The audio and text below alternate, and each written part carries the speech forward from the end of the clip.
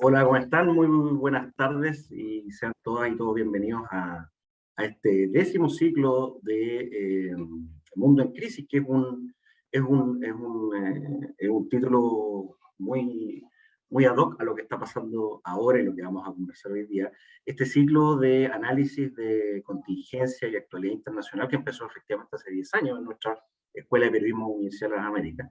Y en general hemos ido repasando lo que ha ido sucediendo, ¿no es cierto?, en el mundo, con conflictos políticos, con conflictos sociales, y ahora obviamente con un tema que de verdad está haciendo crisis, literalmente como dice nuestro ciclo. Y hoy día tenemos un conversatorio que lo estamos realizando además junto con Codex Verde, que va a abordar junto con dos panelistas muy importantes que ya los vamos a presentar, que son expertos en el área. Vamos a analizar fundamentalmente el último informe de la Organización de Naciones Unidas, de la ONU, sobre el cambio climático, donde lamentablemente se informa y se cuenta que es el calentamiento global y todo lo que está sucediendo. Las consecuencias van a ser peores de lo que se esperaba, con riesgos sin precedentes para nuestro planeta, fundamentalmente por la acción humana, por la acción de nosotros, y eso nos atañe directamente. Este reporte, además, reveló que Chile es uno de los países más afectados del planeta, con 97 referencias en este informe, 24 de ellas en directa relación con fenómenos climáticos que estamos enfrentando como país. Por ejemplo, los eventos de sequía en el centro del país, que subirán de 1 a 5 cada 100 años, nosotros podemos verlo, ya no es algo teórico. Las casas de nieve en la cordillera, por ejemplo, algo que va a continuar. Los incendios forestales, que no están sucediendo solo en Chile, en el mundo, en fin. Hay una serie de circunstancias que ya no son teoría, ya no es a futuro, sino que es ahora. Por ejemplo, también el tema de las tormentas que se van a desplazar hacia el sur, en fin. Hay una serie de temas que, reitero, nos están sucediendo ahora, y nosotros obviamente como Escuela de Periodismo y Facultad de Comunicaciones y Arte tenemos que estar presentes en estos temas que son muy importantes. Agradecerle, por supuesto, a Paulina Aldunce y a Marcelo Mena, que ya nos va a presentar. Claudia Enríquez, que va a estar conduciendo este conversatorio, coordinadora de vinculación con el medio de nuestra Facultad de Comunicaciones y Arte, académica de nuestra Facultad de Comunicaciones y Arte, y también Waldo Lobos, que es periodista también, director de Codex Verde, que es un medio especializado en temas ambientales de desarrollo sustentable, enfocado fundamentalmente en Chile. Así que tenemos un panel de excelencia, dos conductores que van a estar ahí preguntando, conversando sobre este tema. Agradecer a nuestros alumnos que están presentes, profesores, autoridades también, y a gente externa también que se ha inscrito en este conversatorio, este encuentro, que creo que nos va a hacer tener mucha más, no solamente información, sino que la información también nos lleva a tener conciencia de lo que está pasando. Así que dejo con ustedes a Claudia Enrique y a Waldo Lobos, que van a ser los presentadores, los conductores, y agradecer nuevamente a Paulina y a Marcelo por la asistencia a este importante encuentro. Muchas gracias, Ignacio.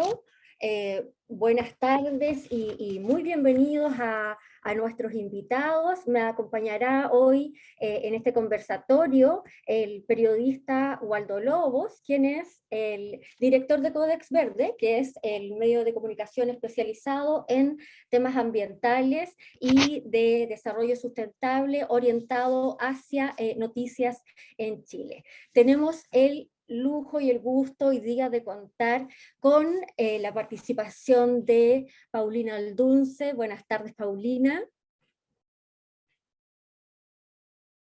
Buenas tardes, muchas gracias por la invitación. No, a ti por estar hoy día. Bueno, Paulina es ingeniera agrónoma de la Universidad de Chile, magíster en gestión y planificación ambiental de esa misma casa de estudios, y doctorada en filosofía en ciencias sociales y gestión de recursos naturales de la Universidad de Melbourne en Australia. Se desempeña como docente en el Departamento de Ciencias Ambientales y Recursos Naturales de la Facultad de Ciencias de la Universidad de Chile, y es investigadora del Programa de Reducción de Riesgos y Desastres y el Centro de Ciencias del Clima y la Resiliencia de la Universidad de Chile. Además, es autora líder del Panel Intergubernamental de Cambio Climático. Y nos acompaña también hoy Marcelo Mena. ¿Cómo estás, Marcelo? Un gusto de tenerte con nosotros. Estás muteado. Es un clásico de... Sí, no, y más encima, sí, no, perfecto. Muchas gracias por la invitación, completamente con muchas ganas de poder conversar sobre este importante informe y también con una de las coautoras, así que muy feliz. Exactamente, pues tenemos el privilegio de tener aquí a una de las coautoras, así es que vamos a tener información y opinión de primera mano. Bueno, ustedes conocen a Marcelo Mena, él es ingeniero civil en bioquímica de la Pontificia Universidad Católica de Valparaíso, posee un máster en ciencia y doctorado en ingeniería ambiental de la Universidad de Iowa en Estados Unidos. Marcelo fue subsecretario de Medio Ambiente en el segundo gobierno de la presidenta Michelle Bachelet y posteriormente asumió dicho ministerio entre marzo del 2017 y marzo del 2018. Fue gerente de investigación y análisis en cambio climático del Banco Mundial, donde se desempeñó hasta mayo de 2019, y es director del Centro de Acción Climática de la Universidad Católica de Valparaíso y miembro del Consejo Asesor del Hidrógeno Verde del Ministerio de Energía de Chile. Gracias, Marcelo, por estar hoy con nosotros. Bueno, para comenzar entonces, vamos a empezar por las mujeres, obviamente, y preguntarle a Paulina. Este informe causó mucho revuelo a nivel internacional, pero además menciona directamente a Chile casi 100 veces. Tú has participado en estas investigaciones y el análisis, y se habla de muchos efectos para nuestro país. ¿Cuáles de estos son los que nos afectarían más inmediatamente o que veríamos de alguna manera, de manera más potentes en nuestro país? Bueno, primero que todo, quiero hacer una aclaración. Yo soy autora líder del IPCC, que es la organización, ¿no es cierto?, que escribe estos reportes, pero estos reportes tienen 3 grupos de trabajo. El grupo 1, que son las ciencias del clima, el grupo 2, que es más social, que es la vulnerabilidad, impactos y adaptación, y el grupo 3, que ve mitigación, que son en el fondo reducción de gases de efecto invernadero. Y solo quería hacer el alcance, que sí, yo soy autora líder del IPCC, pero no específicamente de este reporte, sino que el reporte que continúa, que es del grupo 2, que es de impacto, vulnerabilidad, impacto y adaptación. Entonces, solo hacer ese alcance. Y, y con respecto, obviamente uno como autora, ¿no es cierto?, lee y está al día de los demás reportes, pero quería hacer ese alcance. Yo soy autora líder, pero de uno de los 3 reportes. Pero eres una especialista en el ámbito, así es que te manejas muy bien. Cuéntanos, ¿cuáles crees tú que serían estos efectos o los que manifiestan el informe finalmente? Bueno, Chile es un país altamente vulnerable, está definido así bajo las características para ser un país vulnerable que los define la Convención Marco de las Naciones Unidas del Cambio Climático, y que en el fondo Chile posee 7 de las 9 características que definen a un país como un país vulnerable. Con respecto a cómo nos impacta, ¿no es cierto?, el cambio climático, lamentablemente nos impacta de distintas maneras. Por distintos frentes. Uno de ellos es relacionado al recurso hídrico, sin lugar a dudas, y es con una disminución de este recurso hídrico. Y así tenemos impactos observados, ¿no es cierto?, que es lo que ha pasado en el pasado hasta el día de hoy, y proyectados. Y en ambos, la sequía es uno de los impactos más importantes que se está dando en Chile. Nosotros llevamos una sequía de 10 años, casi 11, 11 en realidad, y es la sequía más severa registrada en la historia de Chile. en términos de extensión temporal y en términos de extensión geográfica y de niveles de reducción de precipitaciones. Y en el fondo, este es uno de los impactos más importantes de Chile, que es la sequía. Y por ejemplo, en estudios que se han hecho en Chile, ¿no es cierto? Específicamente en el marco del Centro de Ciencias del Clima y el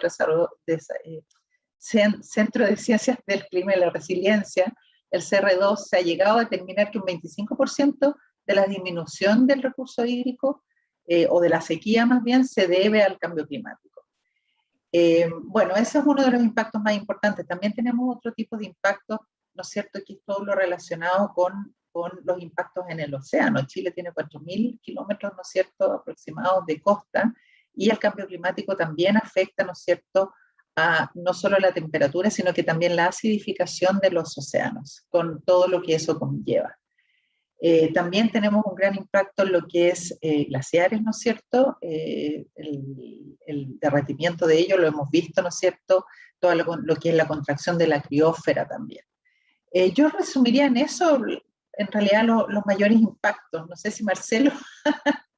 Eso, bueno, con respecto a lo que tú señalas, Marcelo,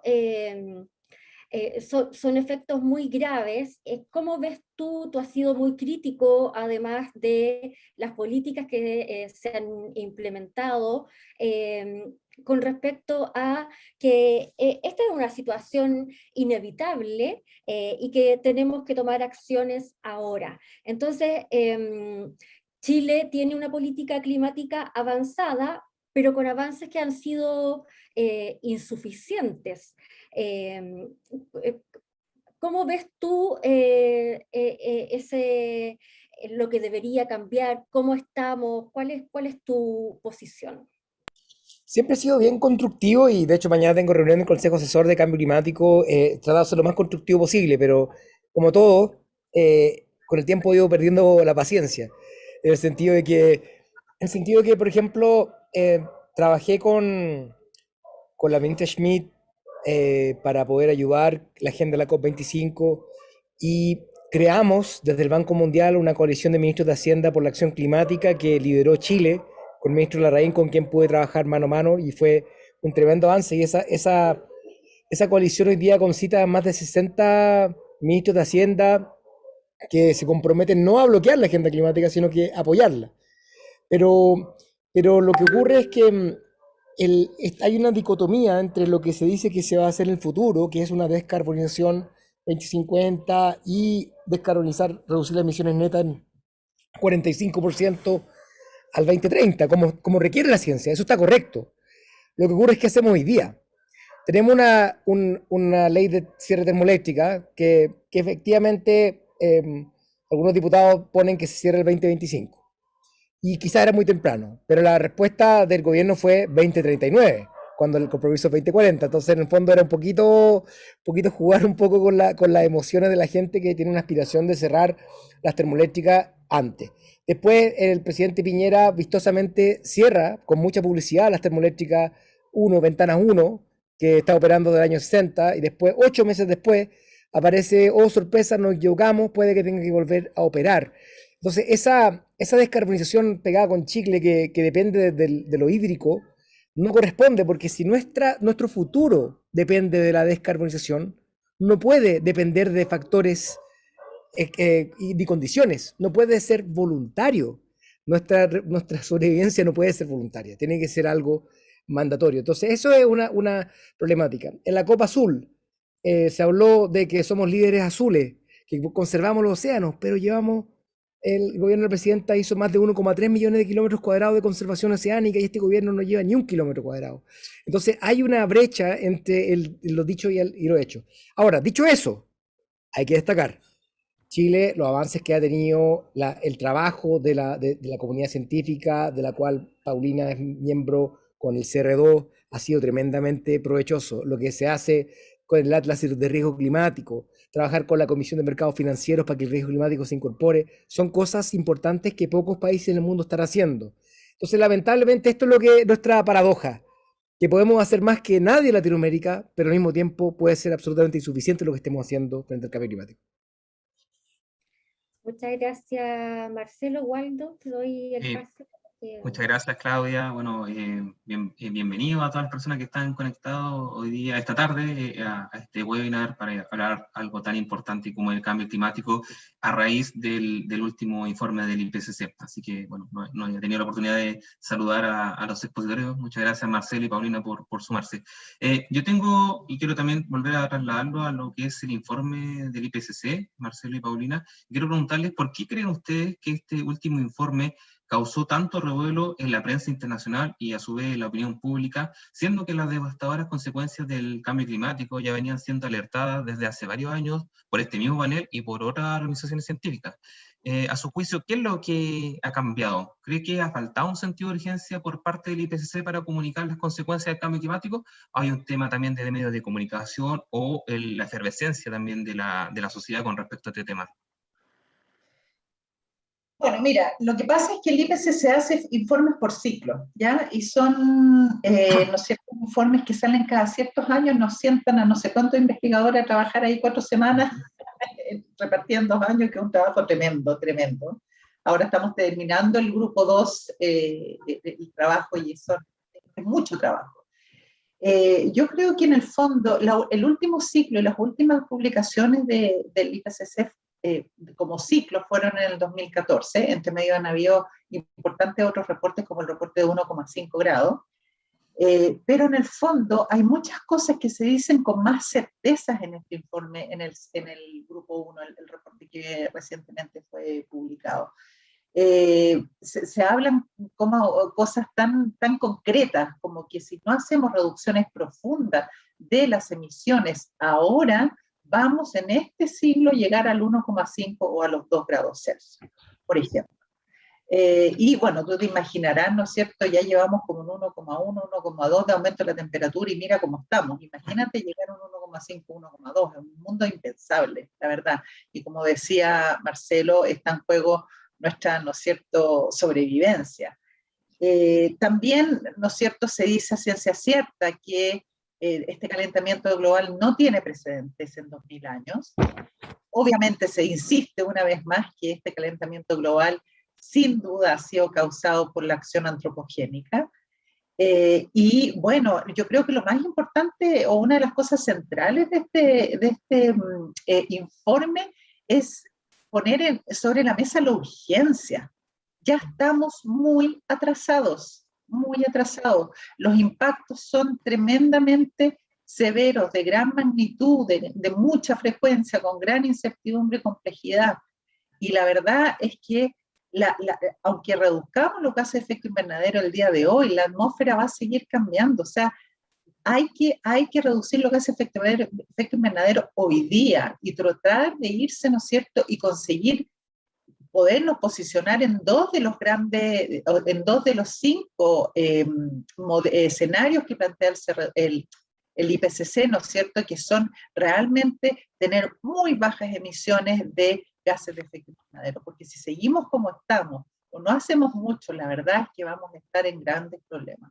Entonces la urgencia, yo creo que es uno de los mensajes más importantes, la urgencia, la magnitud, la urgencia, la magnitud de los impactos, ¿no es cierto?, y la responsabilidad como seres humanos que tenemos al respecto. Y ahí, junto con eso, hay un mensaje muy importante respecto de la transformación.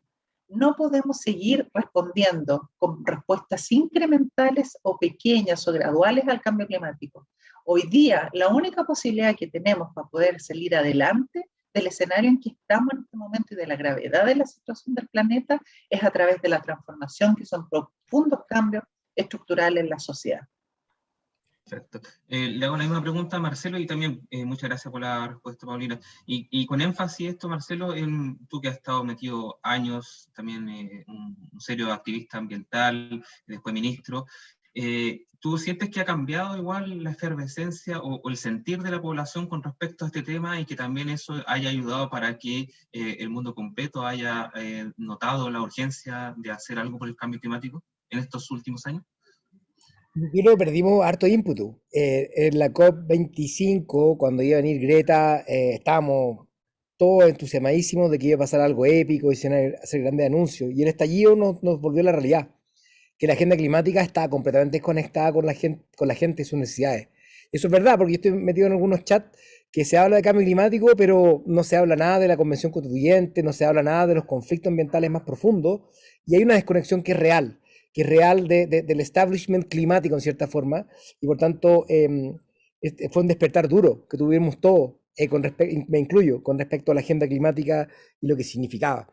Entonces, el 2021, ¿por qué cambió? Cambió porque estaban en el hemisferio norte y les tocó los gringos. Eso pienso yo. O sea, justo coincidió con las inundaciones de Alemania, coincidió con los incendios forestales, huracanes, olas de calor. Eso fue lo que les trajo el mejor marketing que tiene el señor cambio climático, que puede que no creas en él, pero te recuerda constantemente que sí existe. Entonces, en el fondo, esos yo creo que fueron los cambios fundamentales que ocurrieron.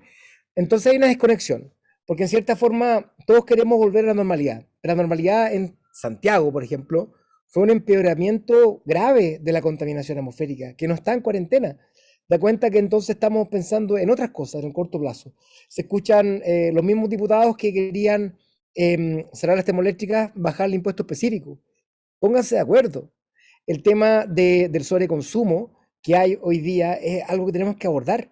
No puede ser que haya un pic de ventas de autos y también de autos 4x4. Para mí sería inconcebible comprarme una 4x4 con todo lo que sabemos hoy día. A menos que uno quiera poner 11 cabros chicos dentro, que quizás se justifica. Pero no es la regla. Entonces, esos son los temas que tenemos que empezar a hacer. Y el miedo que tengo yo, porque me ha tocado con el tema agua hablar muchas veces, es que el problema que tenemos hoy día es que como en este mundo post-estallido, todos los otros son culpables de todos los problemas, y yo no soy culpable de nada. Cuando uno habla de eficiencia hídrica, muchas veces dicen, oye, y la minera, y el agua de la agricultura. Sí, entonces la respuesta es, ¿y te gusta botar agua por tu lado? ¿Te gusta gastar más plata? Entonces, en el fondo, me imagino la dificultad que hoy día tenemos de hacer un programa de ahorro hídrico porque son otros los culpables. Resulta que esa industria consume para lo que nosotros compramos. El principal, ¿no es cierto? El principal huella hídrica, la principal huella de carbono tiene que ver con los productos que compramos. Si nosotros hablamos de la agricultura, o sea, esa agricultura, bueno, de hecho, he tenido la conversación porque cuando me di cuenta que algo raro estaba pasando en Chile fue que una vez vine a Chile a comprarme vine a una conferencia y me compré un completo vegano y estaba súper feliz que me compré un completo vegano con palta. Y fue una de las fotos más polémicas que he posteado, que poco menos que era culpa mía que se estaba secando por la palta en Porca. Entonces, en el fondo, yo creo que tenemos que navegar hacia que entendamos que esto es una responsabilidad compartida. De lo contrario, al final del día nos vamos a echar la culpa. Esa es la realidad. Este ejemplo individual que tú das, Marcelo, también se da a nivel de países, con los compromisos climáticos, ya que, por ejemplo, China, India son los principales precursores de decir que los que tienen la embarrada climática son los países de Europa y Estados Unidos. Entonces, esta hay una lógica que tú estás indicando acá, que individualmente se da, obviamente se da, también se da a niveles de países y donde realmente las cosas importan, porque unos les echan la culpa a los otros, Estados Unidos, Europa le echa la culpa a China e India porque son los que están creciendo más. Entonces, una lógica, un círculo vicioso, si se puede llamar así. ¿Te puedo dar un dato al respecto? Sí. Mira, hace tiempo atrás yo estaba en una charla de cambio climático y uno de los expositores, o sea, se estaba discutiendo sobre cambio climático, y uno de los expositores dijo que teníamos que, en el fondo, sí, el cambio climático era una responsabilidad de todos, ¿no es cierto?, en términos de causas, ¿no es cierto?, en términos de emisiones de gases de efecto invernadero.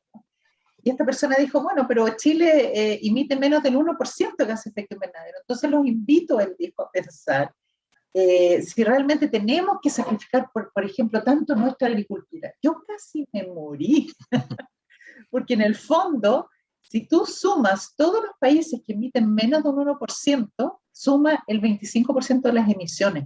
Entonces aquí nadie se puede bajar, nadie. Todos tenemos que estar, o sea, si todos los que tenemos un 1%, no, es que Chile emite poco, entonces hagamos un esfuerzo, pero no tanto. Si todos los que emiten un 1% piensan igual, imagínate cómo vamos a estar. Y así como tú dices, a nivel de país, también es a nivel individual. No sacamos nada con dejar estas responsabilidades a la Convención Marco de las Naciones Unidas a través de las negociaciones de la COP, o no sacamos nada con dejar esto a nivel de planes, leyes, nueva ley de cambio climático, ¿no es cierto? Incluso nueva constitución, si individualmente no hacemos lo que tenemos que hacer. Es decir, por ejemplo, el lujo de tener un jardín con césped en nuestros jardines es una locura en Santiago. Y se ve tan bonito con piedra y con pocas plantas regadas con goteo. No podemos, ya la soberbia humana, no hay espacio para la soberbia humana y que creamos que todos nos merecemos a costa de nuestro planeta. Genial. Muchas gracias, Paulina, por la reflexión. Claudia, te cedo el Sí, con micrófono. respecto a lo que ustedes comentaban, esta necesidad de conciencia cultural. Como decía Marcelo, estoy en muchos grupos, chat y cosas y escucho. De hecho, a nosotros nos pasó algo estos últimos días como facultad. Una vez que aparece el informe de la ONU, empezamos a realizar una campaña de concientización con respecto en el fondo a la responsabilidad individual que cada uno tiene sobre estas temáticas. Y vemos que hay muchos comentarios negacionistas con respecto todavía del cambio climático, con teorías casi que son teorías de conspiración. Entonces, ¿cómo avanzamos en eso? En ese cambio cultural, educacional y social que se requiere de manera muy urgente y relevante. ¿Paulina? Justo me interrumpió cosas de la actualidad cuando uno está conectado con Zoom. Justo ¿cómo se llama? Me interrumpió una de mis hijas. No sé, Marcelo, si tú quieres ir primero mientras... No, ningún problema. Marcelo. Y mira, cómo enfrentar este tema de, ya, por ejemplo, y seamos claros, hay gente que todavía cree que la Tierra es plana, y hay gente que piensa que las vacunas no funcionan, y que las mascarillas tampoco funcionan, y lamentablemente tienden a ser la misma gente. Entonces, en el fondo no hay mucho que conversar con los más negacionistas, pero los que son los argumentos un poco más perniciosos hay que enfrentarlos. Por ejemplo, en Chile no tenemos grandes detractores públicos de la acción climática, y a tal punto que tenemos que importar a un señor que se llama Björn Lomborg, que es un charlatán, yo lo conozco personalmente, y que en el fondo hace algo igualmente efectivo. Son cosas así como que no vale la pena o no es tanto el problema. Y como dice James Hansen, que era de NASA GIS, que es uno de mis gurúes, dice, o sea, si tú reconoces que el cambio climático existe, pero no haces todo lo posible para evitarlo, eres tan negacionista como el que niega que existe. Esa es la realidad. O sea, en la práctica da lo mismo entre medio.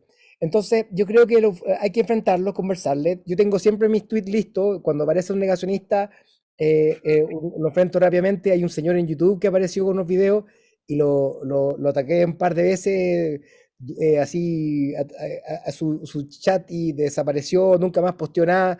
Tiene los mismos argumentos que son importados de Heartland Institute, que dice que el CO2 es bueno para la vida, que más CO2 mejora la captura de la agricultura, y un montón de cosas que son mentiras desacreditadas.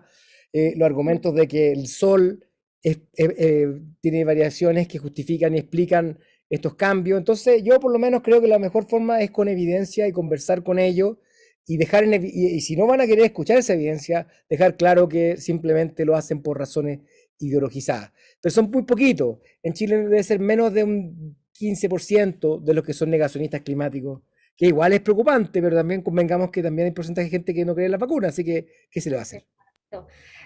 Bueno, así como tú, Marcelo, que estás presente hoy en redes sociales, y como dice, aparece un negacionista, yo me lanzo de una y tengo preparado todo. Desde el ámbito científico, Paulina, no sé si eso se ha estado dando o falta también ahí una participación más activa o conexión con la ciudadanía desde el ámbito científico, o sea, salir más a conversar, a vincularse. Mira, qué buen punto, excelente punto. Obviamente, nosotros escribimos hace tiempo atrás un artículo científico respecto a los sistemas de conocimiento, los sistemas en general de conocimiento donde están, ¿no es cierto?, las universidades y los centros de investigación, haciendo una crítica fuerte a eso, ¿no es cierto?, específicamente. Pero hay que entenderlo bien, porque muchas veces se hace la crítica y se dice que las universidades no saben, que las universidades no entregan el conocimiento, pero es el sistema que funciona así. Es decir, hay que ver qué es lo que se financia en investigación. Se financian los artículos científicos principalmente. Se financia también la vinculación con el medio, la extensión, pero mucho menos, y además te da mucho menos puntaje como académico y como universidad. Entonces el sistema es el que hay que cambiar. Y yo estoy absolutamente de acuerdo que tenemos que hacer mayores esfuerzos para sacar los conocimientos más allá de las paredes, ¿no es cierto?, de la universidad. Pero ahí, y poniéndome la camiseta, pero no solo porque soy parte de CR2 y de CITRIT, sino que porque realmente se ve, ¿no es cierto?, es un hecho, CR2 ha hecho un tremendo esfuerzo en salir de sacar esa información y conectarse. Participa en la discusión de la nueva ley de cambio climático. Desde ese nivel hasta trabajar en proyectos como el Red Lama, que son, ¿no es cierto?, con estudiantes. Muchos de nosotros participamos en el comité, muchos investigadores participamos en el comité científico de la COP25 y de los líderes de esa instancia éramos 3 del CR2, 3 del CR2, imagínate. Entonces sí acompañamos a la delegación nacional, ¿no es cierto?, a la COP25, estuvimos varias personas del CR2 cuando se firmó el acuerdo climático en el 2021. Entonces, sí, hay que hacer mayores esfuerzos, pero hay instituciones que se han tomado muy en serio esto, de distintas maneras de comunicar a la ciencia y llegar a distintos actores sociales, desde el gobierno hasta, ¿no es cierto?, los estudiantes. Eso es muy importante. No sé si puedo hacer algo, puedo seguir un poco el hilo de lo que estabas preguntándole a Marcelo antes. Por supuesto. Mira, la verdad es que yo creo que para que la gente tome más conciencia, una de las cosas fundamentales es que la gente entienda cómo me va a impactar el cambio climático a mí. Porque claro, el que le impacta con la sequía al agricultor lo tiene claro. Al que le impacta, ¿no es cierto?, con alguna inundación lo tiene claro. Pero a la gente que no le ha impactado directamente el cambio climático y no tiene claro cómo te va a impactar a ti personalmente, creo que ahí hay un paso, hay un vacío que podemos aprovechar para que la gente se suba más al tema del cambio climático. Poder, ¿no es cierto?, tener evaluaciones que te digan más directamente y comunicar eso, cómo, ¿no es cierto?, te impacta a ti. Y otro aspecto importante que yo creo que es relevante mencionar es que si queremos actuar contra el cambio climático, no lo podemos hacer en forma aislada. El cambio climático tiene que ir de la mano de preocupaciones sociales. No se puede separar, ¿no es cierto?, el estallido social, como decía Marcelo, que muchas veces se separa y pasamos a ser, o algunos pasaron a ser culpables, sino que para poder hacer efectivo el cambio climático hay que empezar con hacerlo transversal a las distintas políticas públicas y sobre todo con énfasis en las políticas de reducción de la pobreza también, ¿no es cierto? El nuevo compromiso a través de la NDC de Chile metió un pilar fundamental de sociedad, ¿no es cierto? Y eso es un gran avance. Uno de los pilares es, ¿no es cierto?, lo que llaman el pilar de sociedad y desarrollo sostenible. Yo creo que esas son las cosas que además tenemos que ir mirando si realmente queremos avanzar en poder implementar y poder responder al cambio climático. Con respecto a eso que mencionabas, Paulina, y lo que nos decía Marcelo de que existe esta desconexión en el fondo de ciertas instituciones, en términos políticos, en términos empresariales. Hoy lo vimos durante el estallido social y hasta ahora, la sociedad es mucho más crítica y cuestionadora con respecto a todos los temas. Y en el fondo existe lo que llamamos esta licencia social para operar de las empresas e instituciones. Hay algunos especialistas que dicen que si esta situación no se soluciona, el próximo estallido va a ser el estallido ambiental. Marcelo, ¿qué nos puedes decir sobre eso? ¿Realmente será así? Vemos que también en redes sociales, por ejemplo, últimamente con lo de Dominga también, hay una posición de la gente que reclama frente a estas demandas. Sí, bueno, yo creo que no está muy separado el estallido social actual de lo que fue lo ambiental. O sea, Puchuncaví fue el 2018, va sumándose una presión cada vez más alta, el tema del cambio climático en general, los incendios forestales que fueron acumulando. Pero ¿sabes lo que me llama la atención? Que no estemos protestando por la calidad de aire. Este invierno pasado, 3 de cada 4 días fueron insalubres en Santiago y no se decretaron episodios críticos. 4 veces simplemente no se informó a la ciudadanía nada, ni siquiera alerta o nada. Y por eso con el gobernador Orrego fuimos a poder destacar, porque en el fondo nos dimos cuenta que éramos nosotros los que poníamos la cuestión en el tapete, y si nosotros no poníamos el tapete no le importaba a nadie, lamentablemente. La prensa, que a nosotros nos daba muy duro, miró para el techo también cuando había preemergencia y emergencia ambientales y no pasó nada.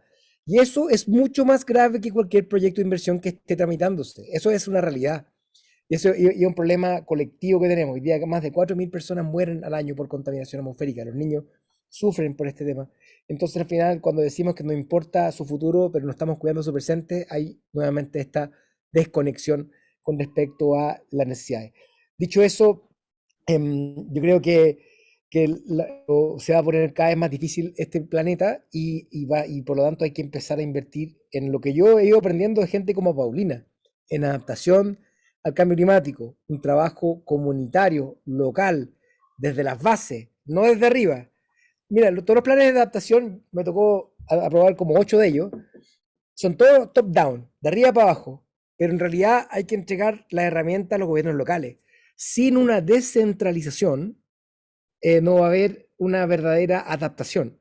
Si hoy día 10% del presupuesto nacional lo manejan los gobiernos locales, 90% centralizado, y ahora le damos a los gobernadores, que son electos con gran mayoría, solamente un 10% más, con 80% del presupuesto, ¿no es cierto?, bien ejecutado, gobierno central, con un delegado presidencial, una figura ya obsoleta, presidiendo una comisión de evaluación de lo que ocurre en el territorio, cuando está mirando por internet el gobernador electo. Mañana voy a un COREC, Consejo Regional de Cambio Climático. Se creó con la figura que sea presidido por el intendente. Pero no tiene sentido que sea el delegado presidencial el que lo preside a esta altura. O por lo menos inviten al gobernador regional, que es el que tiene algunos intereses con respecto a eso, de la mirada más a largo plazo. Y por supuesto, un país no va a ser más resiliente sin una descentralización tributaria y administrativa. Tenemos que darle a los territorios el financiamiento que necesitan para hacerse más resilientes. Waldo, te dejo la palabra. Perdón que me meta, tal vez me estoy saliendo del esquema de la entrevista al meterme de... No, adelante, Paulina. Así que sí, queremos escucharlos. O sea, Adelante, Paulina, después hago la pregunta que tengo. Ya, no, lo que pasa es que ahí hay un tema muy importante. Mucha gente separó el tema del estallido social de los temas ambientales. Y yo creo que, bueno, una de las bases, ¿no es cierto?, del estallido social era la inequidad. Pero esa inequidad no pasaba solamente por un tema de inequidad en cuanto al recurso económico, sino que también pasaba por una inequidad relacionada a los temas ambientales. ¿Quiénes son los que reciben los mayores impactos? Los impactos discriminan. Los impactos de los desastres naturales, los impactos del cambio climático discriminan. Nos afectan a todos, pero afectan a algunos más que a otros. También hay una equidad en la capacidad de adaptación de las poblaciones. También hay una equidad en el acceso a la población a las áreas verdes.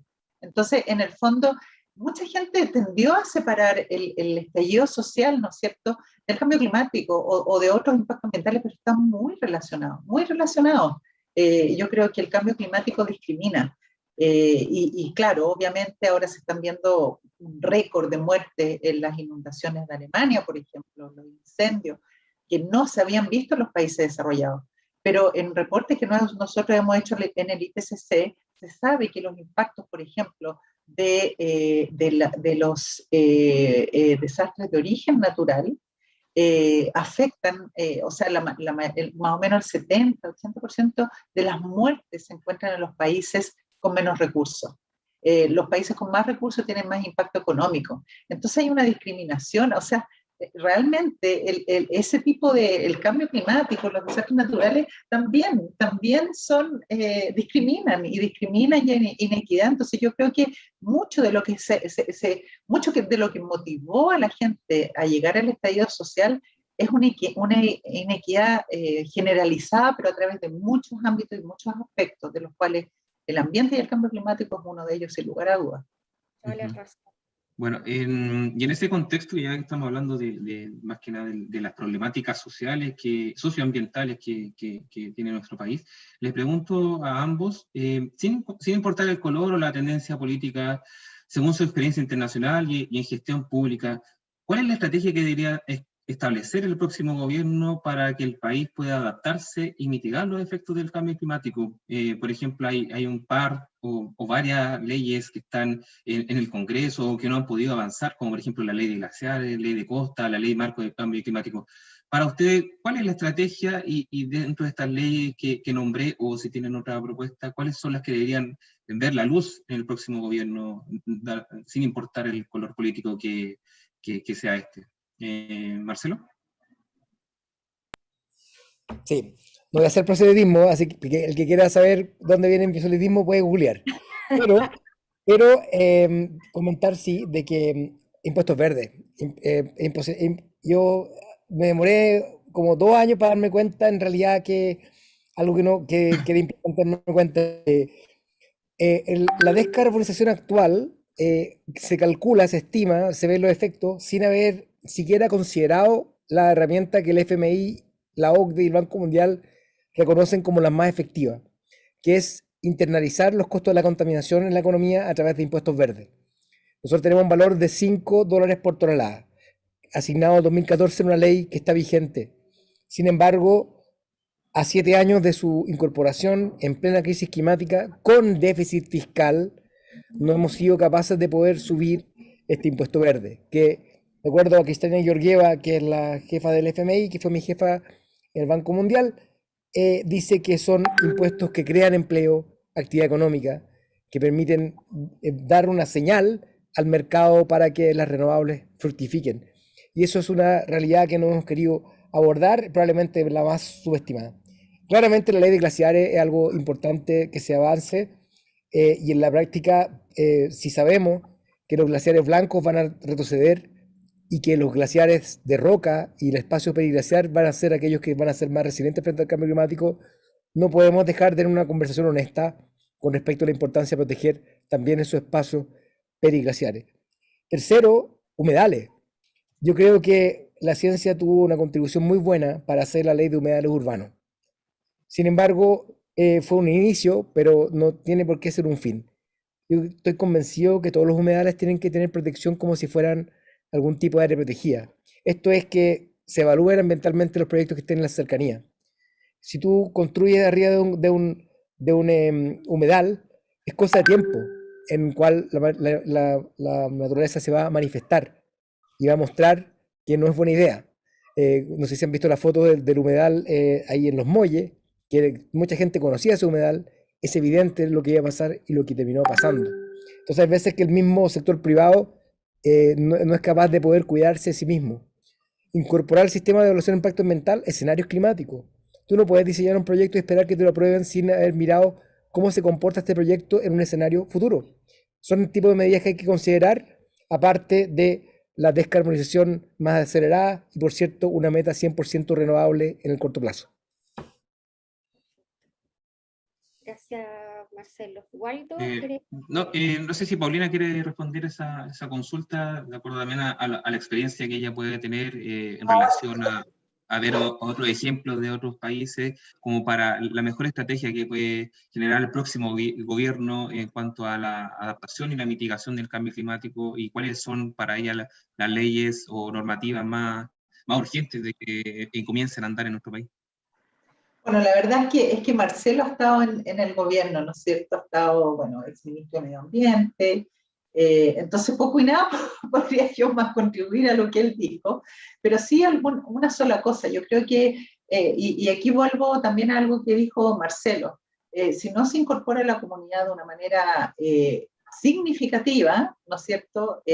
La participación, hay un término que se usa que es la participación manipulativa, que es, ¿no es cierto?, por ejemplo, cuando se diseñan planes o algunas normativas y se le pregunta en el último momento a la población, cuando ya está todo cerrado, todo diseñado, eso es una participación manipulativa. Yo creo que Chile ha avanzado en eso. Chile ha avanzado mucho en términos, por lo menos, de cambio climático, lo que son los planes, y los últimos planes se han realizado incorporando desde el principio a la población, con viajes, ¿no es cierto?, a las regiones de las personas que trabajan en la Oficina de Cambio Climático para generar estos planes, etcétera.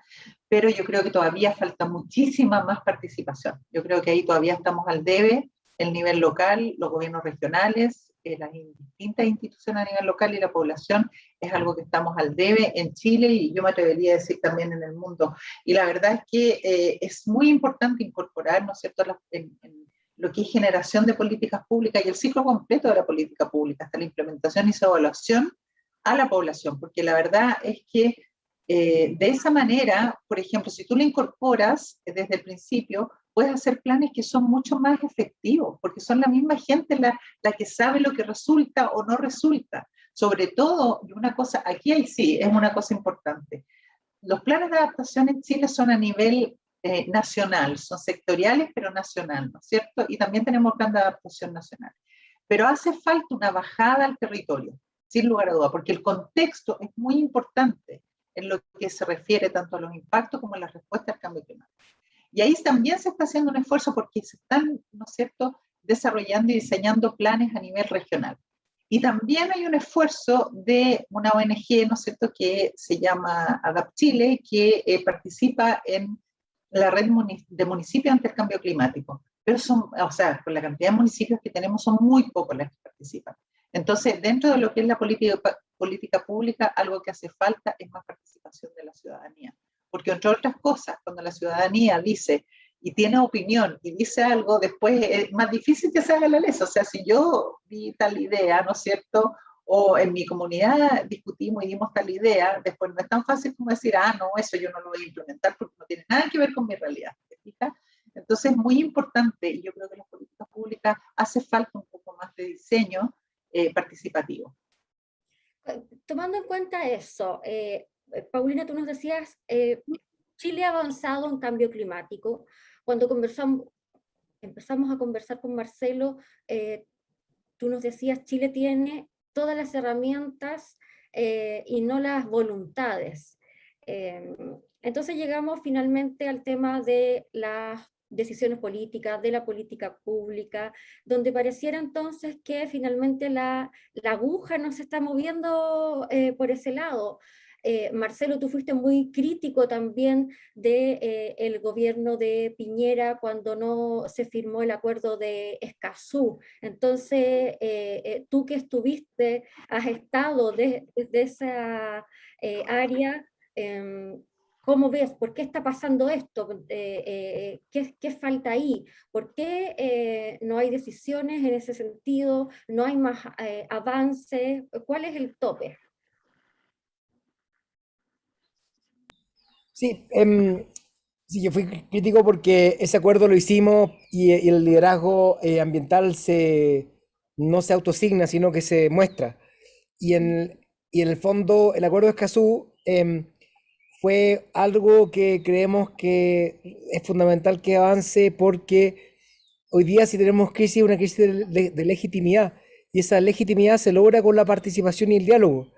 Y quitar esas instancias de legitimidad son las que nos llevan justamente a la judicialización. Y eso no lo ha aprendido ningún gobierno, lamentablemente.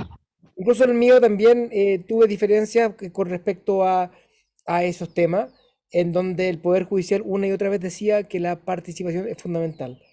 Si nosotros no sabemos lo que respiramos, no va a haber acciones para limpiar el aire. Por tanto, es fundamental la transparencia en la información, suelo, contaminación de agua, todo tiene que estar posible. Transparencia en las decisiones. Los consejos de ministros tienen que ser transmitidos públicamente. La deliberación que se toma tiene que ser a vista de la gente. La ley de lobby, si una reunión, ley de lobby, se tiene que declarar. Si yo te la pido a ti, como autoridad, no tiene que declararse. Hay una media trampa, un forado más o menos importante. Entonces, yo creo que esas cosas hay que resolverlas. El acceso a la justicia ambiental, la defensa de los defensores ambientales. Si bien yo no estoy claro si es que han muerto gente asesinada en Chile por temas ambientales, sí hay gente que ha sido amenazada por razones ambientales. Y tenemos que protegerlos de acuerdo a lo que son defensores del territorio. Y en este contexto también en Latinoamérica mueren más de 200 personas al año asesinadas por proteger su territorio. Entonces, esas son las cosas que teníamos que haber trabajado mucho mejor. Pero veamos el punto de vista egoísta, Claudia y Waldo. Queremos hacer esto solamente por razón egoísta, y esa era mi justificación que yo hacía para cuando tenía que justificarlo ante Cancillería. Si yo quiero competir con distintos actores comerciales, me gustaría que el resto de los países de Latinoamérica tengan un estándar que nosotros tenemos. El argumento del presidente Piñera es que nosotros tenemos este estándar. Sí, pero no lo tiene Bolivia y no lo tiene Venezuela. Y si estamos compitiendo por inversiones, evidentemente es mejor que nivelemos la cancha, elevemos las naves. Pero eso nunca se quiso entender. En cambio, se ocupó un argumento que es populista, que es el tema de la soberanía. Porque ese mismo argumento se ocupa para oponerse al tratado de libre comercio. Esas cláusulas son las mismas. Entonces, por lo tanto, yo creo que estamos a tiempo. COP1 de Escazú va a ser abril 2022. Y estoy seguro que va a haber un presidente o presidenta que esté inaugurando eso el próximo año acá en Santiago de Chile, ojalá con un acuerdo de Escazú ratificado. Sería muy bueno.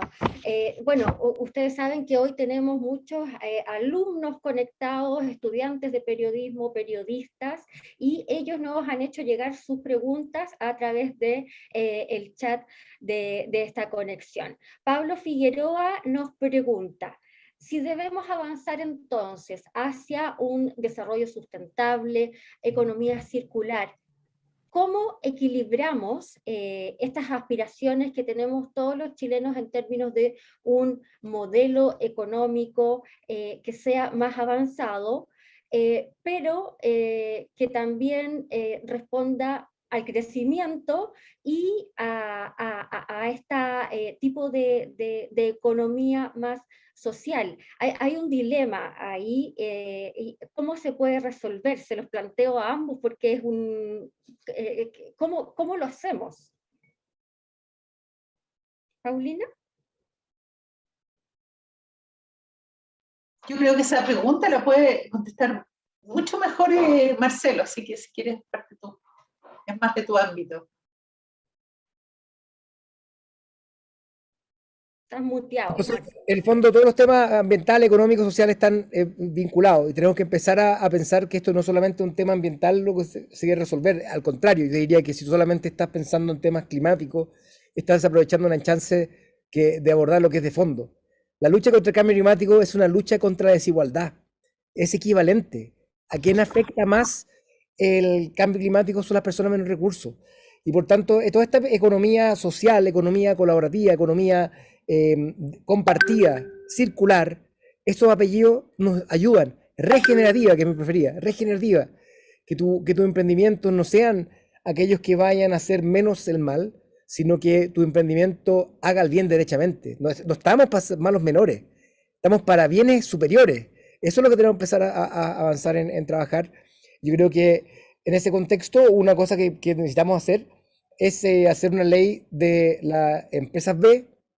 Las empresas B son aquellas que tienen como prioridad no ir siempre a favor de sus directorios de generar mayor rentabilidad económica, sino que también valorizar la rentabilidad social. Paradojalmente son empresas que le va muy bien. ¿Por qué? Porque están mirando a largo plazo, no están mirando a corto plazo, a diferencia de la otra. Si tú miras lo bien que le fue a la salmonicultura en corto plazo, sí le fue bien, 2, 3 años. Después un colapso y una deuda tremenda ambiental y un legado devastador social. Por tanto, yo creo que al final del día lo que necesitamos es que una economía entera esté mirando a largo plazo y eso va a impedir invisibilizar estas demandas sociales locales y amenazas también como el cambio climático. Gracias, Marcelo. ¿Waldo? Perfecto, Marcelo. Aquí tenemos otra pregunta del público. Aquí se la vamos a dirigir a Paulina, y es de Iván Silva, y él dice, bueno, muy buenas tardes. La BBC publicó una serie de notas en torno a la COP25 y el cambio climático. En una nota calificó que el primer borrador presentado por el Ministerio del Medio Ambiente chileno fue insuficiente, en el marco del cierre del artículo 6. ¿Considera que fue insuficiente? ¿El trabajo se hizo a la ligera, a última hora, como se dice la chilena? ¿Qué se podría sacar en limpio para no cometer los mismos errores y entregar algo aceptable en un próximo encuentro? Y termina con esta pregunta. ¿Esto probablemente visibilizó internacionalmente las falencias del manejo del clima, del tema climático en Chile? ¿Cómo lo ve Paulina? Estaba muteado. No entendí bien la pregunta. ¿Se refiere a la NDC? Al principio nombraste. Sí, no. se señala claro, que fue insuficiente en el marco del cierre del artículo 6. Me imagino que fue a la gestión más que nada del ministerio, que fue la que presidió la última COP25. Yo también, no es que me esté sacando los pillos, pero yo también creo que esa es una respuesta que puede contestar mucho más completa, Marcelo. No es que me esté sacando los pillos. Ya. Sí, el artículo 6 es un artículo que tiene que ver para ordenar la transacción de emisiones. Entonces, en forma internacional, que haya contabilidad y que no se venda humo, en definitiva. Porque lo que ocurre es que cuando se habla de vender humo, es que, o hot air le dicen en inglés, es que muchas mitigaciones en el contexto del Tratado de Kioto fueron cuestionadas porque hablaban de cosas que se debían hacer igual, entonces están vendiendo reducciones de emisiones que no eran necesarias, no son reales. Entonces, en el fondo, eso es vender humo. Entonces, lo que ocurre es que el gobierno brasileño estaba con una finalidad de poder ser súper obstruccionista. Y ahí yo creo que faltó muñeca, quizás debilitado el presidente por lo que fue el estallido, de poder decirle a Bolsonaro, ¿sabes que esta es nuestra fiesta? No venga a reírte de nosotros en nuestra cara. Y el señor ministro de Medio Ambiente brasileño celebró el fracaso, un asado, hizo una foto vistosamente para burlarse de lo que fue. Eso yo creo que no era aceptable. Lo que me dicen mis colegas costarricenses es que Chile le dio la espalda a los países en vía de desarrollo y quiso negociar con los desarrollados. Otro error también. Lo que digo como conclusión de la COP26, de 25, que fue quizás peor de lo que nos habría gustado sin duda, es ir a hacer la COP29 acá en Chile. Tenemos que hacerla. Tenemos que, porque eso se puede. Algunos dicen, no se puede. Polonia organizó 3 COP en 12 años. No me diga que no se puede, que Chile puede hacer una segunda para poder realmente resolver y ponernos al día, porque la práctica yo creo que fue un retroceso. Pero no puedes pedir a tus amigos que abandonaste en el acuerdo de Escazú que te acompañen en una COP25. Quizás el problema, y lo que decía, el liderazgo ambiental se merece, no se autodesigna. Perfecto.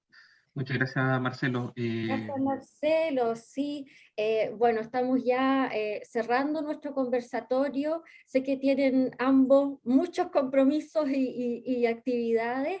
Y en el fondo, este es un tema que da para mucho, que nos interesa, sobre todo a nuestro público que es joven, que son periodistas que necesitan contar con esta información de primera mano y poder realizar el análisis respectivo para poder informar adecuadamente. Así es que sé que tenemos que cerrar porque tienen compromisos, pero nos gustaría dejarlos invitados desde ya para una próxima oportunidad porque nos quedaron muchas preguntas, hay mucho interés en este tema de nuestros estudiantes y les agradecemos hoy que se hayan dado el tiempo para compartir con nosotros y analizar los temas que hoy tanto nos están afectando además y ver opciones de cómo podemos aportar. Y desde la academia también, de la extensión y la comunicación, es nuestra responsabilidad también aportar a eso. Así es que muchas gracias, Paulina, un gusto que hoy día puedas haber estado con nosotros, y Marcelo también por tu visión crítica y el aporte de opinión que nos has realizado hoy. Constructiva. Muchas gracias. Gracias por la invitación, cuando quieran. Muchas gracias. Sí. Bueno, muchas gracias también a nombre... Sí. Hace unos días, la ONU informó que el cambio climático ha alcanzado niveles sin precedentes, algo que traerá profundas consecuencias para la humanidad. Las proyecciones indican que en las próximas décadas la temperatura seguirá aumentando en todo el mundo. El tema es crítico.